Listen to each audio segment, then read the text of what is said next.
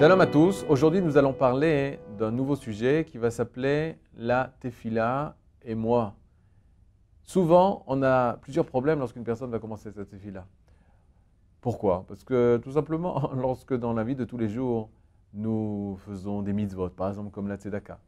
Alors même une personne qui n'a pas de grande connaissance en Torah comprend que l'acte de tzedaka, l'acte de donner la charité, c'est une bonne chose. C'est une chose, il peut le comprendre au niveau rationnel, au niveau humain. Lorsqu'une personne se réunit, lui, sa famille, autour de la table du Seder le soir de Pessah, toute la famille est là, on mange des matzot, on mange de la laitue en signe d'amertume pour notre esclave en Égypte. Tout le monde comprend, le Seder, c'est le folklore, c'est l'histoire d'Israël. Même lorsqu'on est assis dans la soukha, on est sous la soukha, on se rappelle du temps où on est sorti d'Égypte, où on était dans le désert, et à Kadosh Baruch Hu, Dieu nous avait protégés sous des soukotes, où on avait construit nous-mêmes des soukotes. C'est bien, tu peux dire, c'est l'histoire d'Israël, on se rappelle nos ancêtres, on se rappelle ce que notre peuple a vécu lorsqu'il est sorti d'Égypte. Mais lorsque la personne se retrouve nez à nez, entre guillemets, avec Akadosh Baruch Hu, en face à Akadosh Baruch Hu, il s'adresse à Akadosh Baruch Hu, alors là, il faut une connaissance profonde du divin, une connaissance profonde pour pouvoir comprendre qu'est-ce que je dois faire, comment je dois prier, pourquoi je dois prier, qu'est-ce qui se passe là. Ça me paraît tellement irrationnel et tellement incompréhensible. Certains Manson diront non, c'est tout à fait rationnel. Non, c'est pas le rationnel humain, c'est le rationnel divin. Mais je prie, on m'a demandé de prier. Une personne peut-être gênée n'osera pas poser la question suivante. Mais vers qui prier? À qui prier? Il m'entend? Et je peux demander tout ce que je peux demander? Tout ce que je veux? Mais une personne plus philosophique dira, mais attends, je ne comprends pas. Je m'adresse à qui? Si je m'adresse à l'être le plus suprême, à l'être absolu, la source de la vérité, le divin, alors je ne comprends pas une chose. Est-ce que parce que moi je vais lui demander, alors il va me donner? Nous savons que Akadosh Baruch Hu, c'est le Emet, c'est la vérité. Il est l'être de vérité. Alors c'est parce que moi je vais donner, il va quand même, parce que moi je vais demander, il va me donner alors que je ne mérite même pas. À quoi cela ressemble? Le patient, le client d'un médecin qui est très malade, il vient le voir et le médecin lui dit, tu dois recevoir des antibiotiques. Tu es tellement malade que tu dois recevoir des antibiotiques. Et à ce moment-là, se lève le patient, se lève le malade et demande, s'il vous plaît, ne me donnez pas des antibiotiques, ne me donnez pas des antibiotiques. Mais le médecin, qu'est-ce qu'il lui répondra? Mais dans ta situation dans laquelle tu te trouves, seuls les antibiotiques peuvent te sauver. Alors, c'est gentil de me demander et de ne me pas donner, mais je sais que c'est pour ton bien que je te donne les antibiotiques. C'est pas pour ton mal. Maintenant, si on peut faire un parallèle avec Akadosh Baruch Hu, à la place de ce médecin, nous parlons d'Akadosh Baruch Hu. Akadosh Baruch Hu lui-même nous envoie des épreuves dans notre vie, nous envoie des choses pas si simples dans notre vie. Une personne, de la façon la plus naturelle, va se réveiller un beau matin, va dire « Je prie Hachem, ne m'envoie pas ces épreuves ». Mais qui te dit que Hachem ne va pas t'envoyer ces épreuves? Pourquoi? Parce que pourquoi il te les a envoyées? C'est pour ton bien. Donc, est-ce qu'on aura le droit de prier, par exemple, pour demander à Kadosh Baruch Hu, ne nous envoie pas des épreuves. Ne nous fais pas ça. Pourquoi? Parce qu'au contraire, toutes ces épreuves, c'est pour le bien. Mais la question est encore plus profonde. La question est la suivante.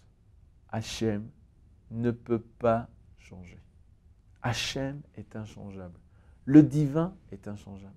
Le divin, c'est l'absolue vérité. Il n'a aucun changement. Il ne connaît aucun changement. Les personnes qui ont un esprit faible diront de la façon que l'homme peut changer, de la façon que le roi de chair et de sang peut changer son avis. Alors Akadosh Baruch Hu aussi peut changer son avis. Mais de quoi on parle? On parle du divin, on parle de l'absolu, on parle de l'absolue vérité. Forcément que Akadosh Baruch Hu ne changera pas son avis s'il ne sait pas la vérité. Si je ne mérite pas la part d'Assa, si je ne mérite pas de l'argent, je ne recevrai pas d'argent. Si je ne mérite pas la santé, je ne recevrai pas la santé. Même si je me prie du matin jusqu'au soir. Pourquoi? Parce que je ne suis pas face à un être de chair et de sang, sur lequel je peux influencer. sur lequel je peux convaincre. On ne parle pas de ça. On parle de s'adresser au Ensof, à l'infinie vérité, à l'absolu par excellence. Il n'a aucun changement. Diront les versets, Ani Hashem lo shaniti. Je suis Dieu, je n'ai pas changé et je ne peux changer. C'est-à-dire, on va lire une phrase du Rav Kook qui dit la chose suivante. En atefila chafetza leshanot shum davar ba elokut. Shehi mekor anitriut ve'ena begeder ishtanut. Le Rav Kook, dans son livre Olat Reya, dans son Sidour, il a écrit un Sidour sur la Tefila et des commentaires, ses commentaires sur la prière quotidienne, il dit la chose suivante. Le but de la Tefila, le but de la prière, n'est aucunement la volonté de venir changer la volonté d'Hachem. Je ne viens changer rien du tout. Ce n'est pas mon but, quand je vais faire ma tefila, de vouloir changer le divin. Ni sa volonté, ni ses pensées, encore moins, etc. etc. Ce n'est pas le but de la tefila. Toute personne qui prend la tefila comme un moyen d'arriver à influencer Hachem, à changer la vie d'Hachem, fait une erreur énorme. Le Rav Kook dira dans d'autres écrits, il écrit qu'une personne, que lorsqu'il vient faire cette tefila, son but est Hachem, je vais changer ta volonté. De l'argent que tu n'as pas voulu me donner, tu vas vouloir me le donner. Alors à ce moment-là, la Neshama crie. Et elle souffre du fait que ce n'est pas une tefila que tu es en train de faire. Du fait qu'on se trouve avec quelque chose de illogique. Comment moi je peux arriver à changer la volonté d'Akadosh Baruch Hu? Ce n'est pas est-ce que moi tout petit je peux... C'est au niveau de la définition. Akadosh Baruch Hu ne changera pas parce qu'il est émet. Il est vérité et pure vérité. Donc il ne va pas changer si ce n'est pas la vérité. Certains ont voulu donner une première réponse. Il dit Hachem ne voulait pas me donner la santé tant que je me comportais mal. Mais maintenant que je me comporte bien, alors il va me donner la santé. Mais une réponse comme ça n'est pas suffisante. Pourquoi? Imaginez-vous la cruauté de notre relation envers Hachem. Imaginez-vous une personne qui se balade et qui dit « Oh, tu es donc par terre, tu es tombé. Tant que tu ne me demandes pas de te lever, tant que tu ne demandes pas que moi, je viendrai vers toi en aide, je ne t'aiderai pas. » C'est ça qu'Akadosh Baruch Hu nous fait. Akadosh Baruch Hu, il aurait pu nous donner la santé, mais il ne nous la donne pas parce qu'on s'est mal comporté. Alors, qu'est-ce qui se passe? Demande-moi. Te demander quoi? Demande-moi la bonne santé. Mais en quoi de me demander la bonne santé, ça veut dire que maintenant je me comporte bien?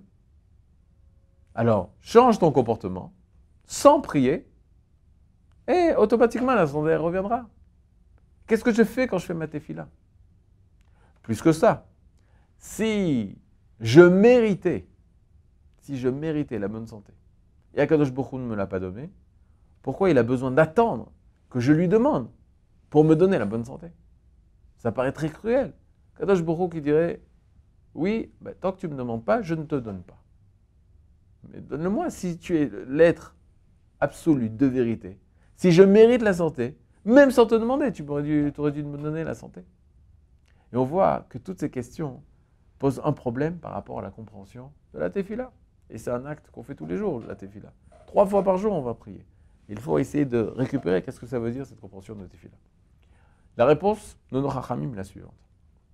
La tefila n'a pas de but de vouloir changer Hachem, mais de se changer nous-mêmes. Quoi? Oui.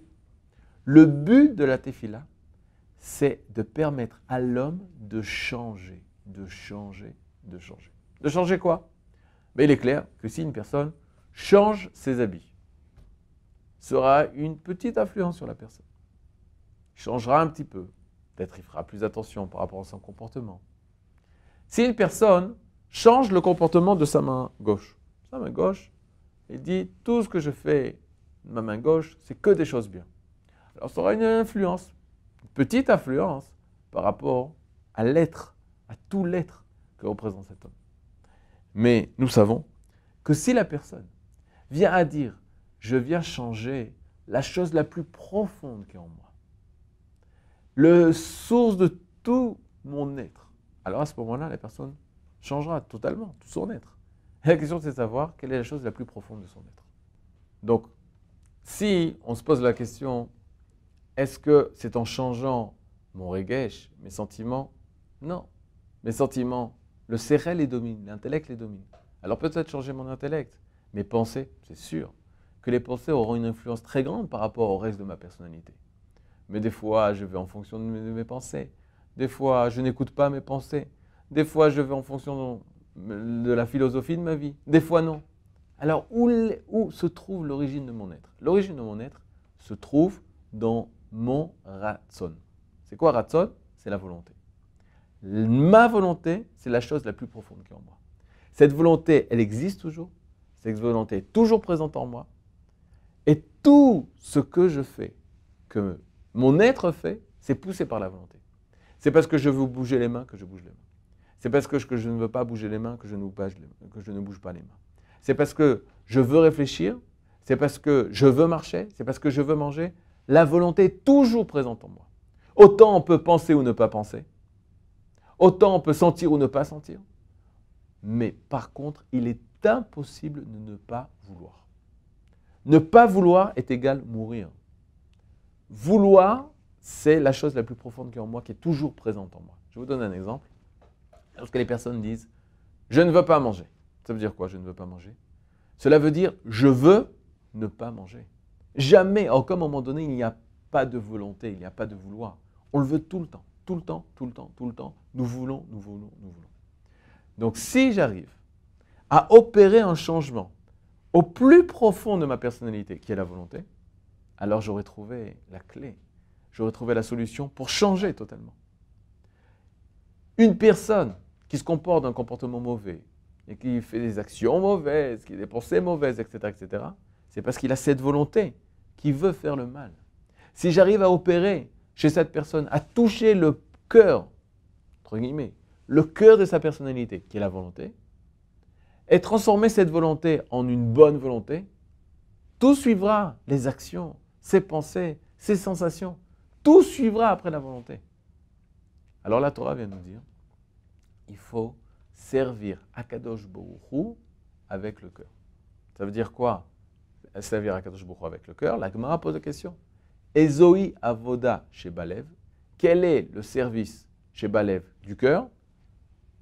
Ave Omer, je dis zo tefila. C'est la tefila, c'est la prière. La prière, c'est servir Akadosh Baruch Hu avec le cœur. De quelle façon? La réponse. La tefila ne vient pas changer le divin, mais vient changer ma volonté à moi. Oui, Nachon, il est vrai que lorsqu'on entend ça, on a l'impression, on dit, mais attends, dans le texte de la tefila, tu vas demander la santé. Lorsqu'on se présente devant Akadosh Baruch Hu, on demande la paix.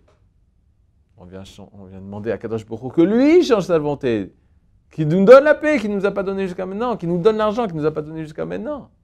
En quoi je viens changer ma volonté? Non. Nous venons exprimer dans notre tefila, dans notre prière, une volonté divine qu'Akadosh Baruch Hu veut. Akadosh Baruch Hu veut la paix. Et si la paix n'est pas venue, c'est parce que nous étions dans l'incapacité ou dans la situation où nous ne voulions pas de shalom, de paix. Et nous étions comme un barrage face à la volonté divine. Hachem veut la paix. Hachem veut la parnassa. Hachem veut la santé. Hachem veut tout. Toutes les bonnes choses. Il est source du Emet, source de la vérité, source de tout le bien. Il est Baruch. Il est la source de toutes les bénédictions. Mais qu'est-ce qui se passe? L'homme est comme un mur, un barrage, une écluse, qui empêche le flux divin de passer. En demandant, en faisant cette tefila, on permet à cette écluse, à ce barrage de s'ouvrir. Et lorsque la personne voudra véritablement, sincèrement, ce que Hachem voulait, alors automatiquement, la chose se réalisera. Je laisserai passer en moi la volonté du divin et automatiquement, le divin pourra se réaliser et jusqu'à emmener la chose voulue, pas par moi, par lui, à travers moi. Cette fois, je me suis élevé à vouloir ce qu'il voulait. En m'élevant à vouloir ce qu'il voulait, automatiquement, sa volonté passera à travers moi et agira et fera. Un tel travail, ça va être le travail de la tefila. S'élever, devenir meilleur, arriver à changer ma volonté. Maintenant, on va devoir comprendre pendant toute la tefila de quelle façon il faut penser pour pouvoir se mettre dans cette situation où on cesse de penser à vouloir changer la volonté de Dieu et au contraire, être concentré sur changer notre propre volonté, mais pas tout seul. Il faut savoir qu'on n'est pas dans un monde, dans un travail d'autosuggestion. Ce n'est pas moi tout seul qui arrive à me convaincre d'eux. Non, on ne parle pas du tout de ça. Il y a une véritable action divine qui vient lors de la tefila, qui me permet de transformer cette action divine, transforme ma volonté de l'intérieur, à condition que moi je le désire. À partir du moment où moi j'arrive à désirer ce changement de volonté, cette transformation, on va appeler ça élévation de volonté, parce que notre but c'est d'élever notre volonté, l'action divine va pénétrer en moi, va faire cette action de changement de volonté, et je vais devenir un être comme ça. Il va y avoir un changement de ma personnalité. À tel point que les Rachamim nous enseignent, une personne qui a fait une tefila et qui reste le même, ce n'est pas considéré comme une tefila. Parce que tout le but de la tefila, c'est devenir une autre personne, de les ishtanot, de changer, d'être totalement transformé, subir une transformation.